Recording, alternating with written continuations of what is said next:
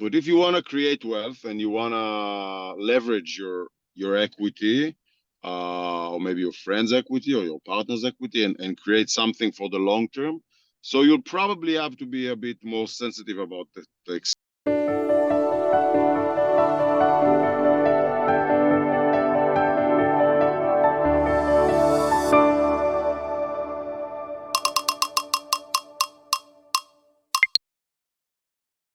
Hello, Itamar. Good morning. How are you doing? Good morning. Good morning. How are you? I'm doing great. Pleasure to have you today on my show. Your schedule is crazy busy, so you could even see now that you're on the way someplace. So I really appreciate you making some time, explaining some really important core, I guess I'll say basic understandings in real estate investing and about the whole passive world over there. So I appreciate your time. Thank you. For sure. I You're want, I welcome. want, I'm glad to be here. I'm glad to, it's give for whatever sure. I can. For sure an honor for us. And let's dive right inside. You have a company by the name of, you're the founder and the CEO of EMA Properties, and I know you have 100 of properties that you own and manage, and you help a lot of people basically also going in the investments, and you're also invested in there, of course, and also the neighbor. Like you're all about relationships and people. So whoever's with you on the team, it's like one big family. But that's today. I want to know why did you start with real estate before we talk about the passive part of the passive or not? Why did you choose real estate investing as a vehicle that you want to hop on? Yeah. So it's a hard question, but I knew it since I was probably 15 or 16 years old. I had a few opportunities down the road since I was 15 till I actually started when I was 20, 23, 4, something like that. I had some opportunities, to buy super cheap properties in a very expensive, as of today, areas, mainly in Israel, and I passed. I thought there was better things to do back then when I was in my before 20s or my early 20s. But I knew that this is what I'm going to do, and I knew that I'm looking for scale. I think that the thing that attracted me the most was the ability to create something from nothing, like new construction or building, or even taking an old product and making it a almost brand new one, just because you can renovate it and have the ability to transform the product from one thing to another. So I think that this is what drives me the most. Of course, that the money and the ability to create wealth through the real estate world is a big jump starter, as a reason to do it. But I think the creation and the development side of things was the most attractive thing for me. For sure, I totally understand that there's so much creation in real estate through like the whole deal. It's always there, and I know you Yeah, also do a lot of beautiful. You in your buildings, you basically create a place that is much more comfortable and much more desirable for people to live there, and I know they appreciate that. I want to jump, right into the main question today. You just now shared the reasons you're in the real estate, and thank God you're doing pretty well. You said in the beginning you had some options in Israel, but now Chicago mainly.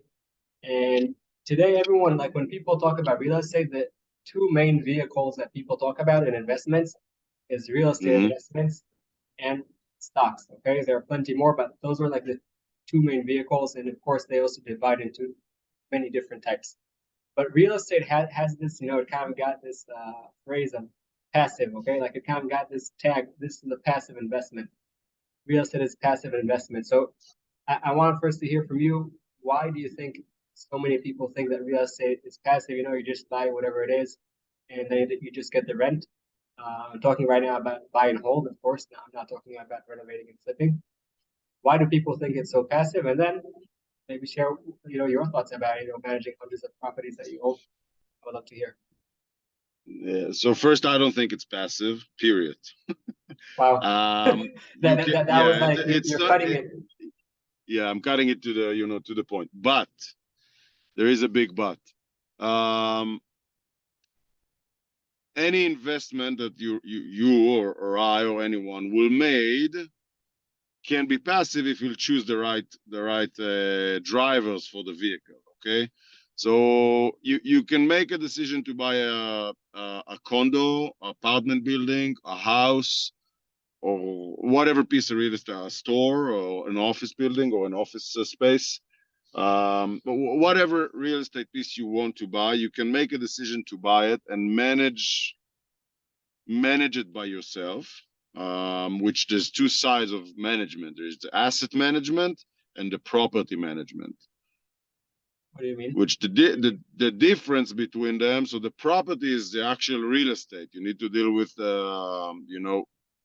AC, the kitchens, the bathrooms, the plumbing, the floors, the tenants who paid, who didn't pay, why they didn't pay, why the expenses went up so much, why aren't we able to collect as much income as we planned, yada yada yada. Okay, there's a lot of aspects to the actual real estate. So this is the property management side, which is the least passive side in our let's say in our ball. Okay, the other side of the ball is the asset management. So it's actually the asset. So it's a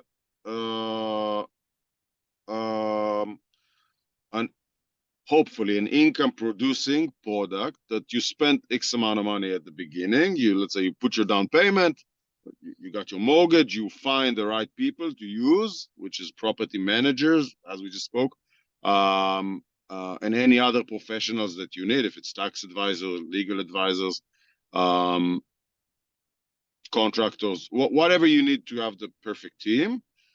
And then it's a bit more passive, but you still have to make sure that everyone from your vendors, each one of the vendors is actually working according to your plan and budget. So you're not, exceeding any expense that you thought you have.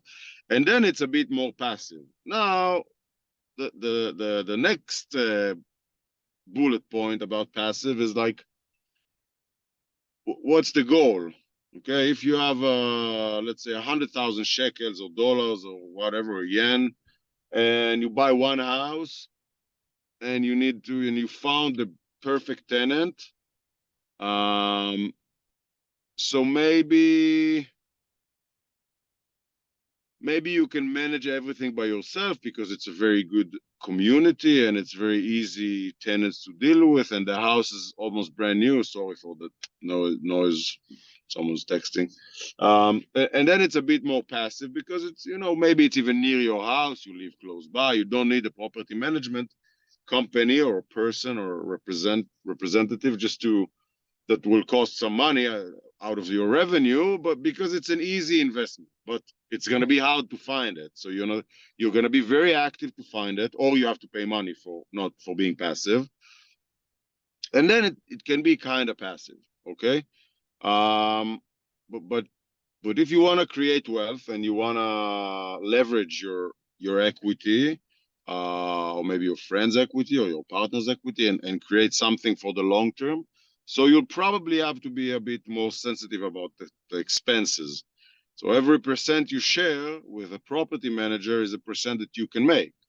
Now, again, it's always the question, do I want to keep my expenses as low as possible?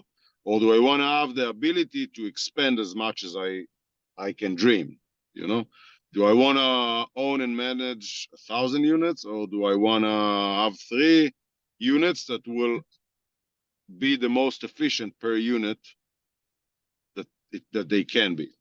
So passive is not really there. Yes, if if you have a certain amount of money, it doesn't matter if it's 50,000 shekels or $500,000 or $50 million, and you find the right person that will manage your investment, and you invest with him. Doesn't matter if it's me or someone else.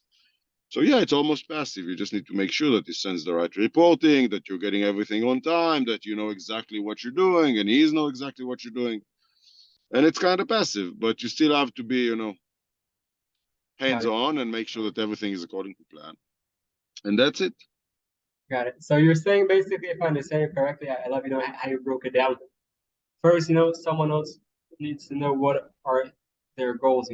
What are his goals, her goals. in order to make that next step. Only after a person understands their goal, now they can decide, okay, do we want to do it by ourselves? And then right with the beginning won't be passive at all, but maybe with time, if you put the right systems in place, won't be passive, but you'll have less, I'll say, less issues coming up, or you'll have other people taking care of those issues for you, or choosing basically someone like you or someone else that you're doing the work. It's not that passive, but for me as an investor, so for me it's kind of passive. Instead of you said instead of checking the person, like we still need to check the person, we still need to check the report. So following up on that, I have two questions. Number one, what do you need to check with a person that you want to invest invest with their company? And number two, usually, if so, like, is that someone that something that everyone can do, or you need like to have, I don't know, like you said, $2,000, 100,000, like, what's the minimum entrance for that? Okay, I'll start with the second question because it's a shorter answer. So the minimum amount of money to invest, are we talking general or in the US? And the US, let's say with your company, for example. With my company, so our minimum threshold to join to an investment is usually $150,000. You have to be an accredited investor, US at least, accredited investor. Some investments were opening for 100,000, and some investments were opening to 250,000. But this is us. There's a lot of companies that are taking investors for 50 or 100 or 75 or maybe even less. I don't know. I don't know all of my competitors, but I know that some will take less than $50,000. Um, so this is a kind of easy answer. What was the first question? The first question was basically now that I decided, let's say, like we said, I start with the goals, and I decide I don't want to be the one managing everyone and managing the property. I want to go and find So how someone. do I choose? How do I choose my team? Let's say this. Exactly. So, I mean, I'll talk from my perspective because each one thinks But I'm different talking as an about investor. things. Like I'm not Yeah, talking yeah, as yeah, but I'm investing money with other people as well, not only with myself in different products, not only real estate. And I have investors, and I know that they have different criterias for their entrepreneur than I. But I think that the most important thing is chemistry and transparency. So you need first, you need to have the ability to talk to the person you're investing money with.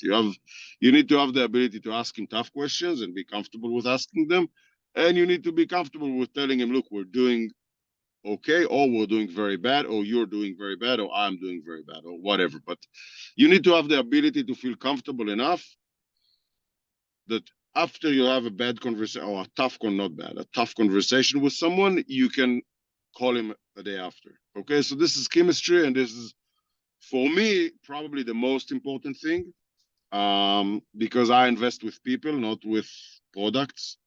And I need to know that whoever is driving the vehicle is going to do the best he can and beyond. It's especially now when everybody's talking about the economy and the environment and the interest rate and the hikes and the inflation and all this noise. So you need to know that whoever is doing this job for you and managing your money is first, is not afraid from the background noise, and second, he's here to fight for you, with you, whatever. It's a mutual goal. So chemistry is extremely important. At least to me, I invest with people, not with assets. And transparency is, bad news are fine. It's bad and it's hurt and it's not that fun to lose your money, which happened to everyone. I lost money when I invested. Other investors lost money. It's there. I mean, it's part of the game. happening, and you can't avoid it. It's part of the game. And transparency is very important. Like, if you have someone who is telling you everything is good, everything is good, everything is good. Sorry, I lost your money. It's concerning. Maybe he's right. But but still, you want to have the ability to hear more details down the road so you have a better understanding of the picture. And I'll be happy if I get the bad news as soon as they hit, you know, even if it's um even if they're painful. So transparency is very important. Same for the good part. Like, you know, tell me everything, good, bad. I'm here. I mean, I'm Everything is on here. the table. I'll wait. Yeah, just tell me everything. So those are the main things I can think of. I appreciate it. So thank you for also again putting that on the table. And just for that, I want to understand, based on what you said now, almost anyone could invest in real estate. It's not something that is safe for the rich. Of course, I know with you actually you work with accredited investors, so actually need some more money, but it's an option that is on the table for everyone. And just one last thought about leverage, because many people, even if they don't have the money now, so they say, okay, I'll take a loan in order to get that down payment, and then I'll get some more money for a different loan, and I'll only eventually get that mortgage, and then their leverage is so high, like you just do like that, and they fall down. What are your thoughts about leverage? Um, I once been told from someone who's twice my age, or even more than twice, that real estate investors are getting addicted to the bank's money, which is true. And we're addicted to money, to the bank's money and to leverage because it's cheaper than any other money we can find. Even at today's environment, when you're lending at 6 and 7%, it's probably cheaper than taking an investor that um, the risk factor is putting us as developers in a spot that we have to offer better terms. So we're offering probably higher than we always offer higher than whatever the interest rate is, but now it's even harder. So bank is cheaper. I never took 100% leverage, and I never took a loan that I can't afford pay with the asset monthly income. Okay, I mean, if I take a personal loan, I will never take something that I don't know how I can pay the monthly payments. Got it. Okay, so you're saying to be more conservative. You're saying leverage is good, but make sure that that it's something that helps you to rise instead of something that crashes you down. So I really Yeah, appreciate you bringing that point up, and I'll put down below a link for your website if anyone wants to contact you. I for really sure. appreciate your time today. Investing in today's world is so important. The way to achieve your goals is a lot of times it costs you money. In order to get that money, is a lot of times it's not through our job; it's through investing your money and then creating something that you don't have, something there. So I appreciate your time. Thank you very much, For sure. and we'll be in touch. Thank you. Thank you. I hope you enjoyed the video and got some tools to overcome your challenges and light your path. If you haven't yet, please smash that thumbs up and subscribe to the channel. And don't forget, the most amazing things in life are the ones you take for granted.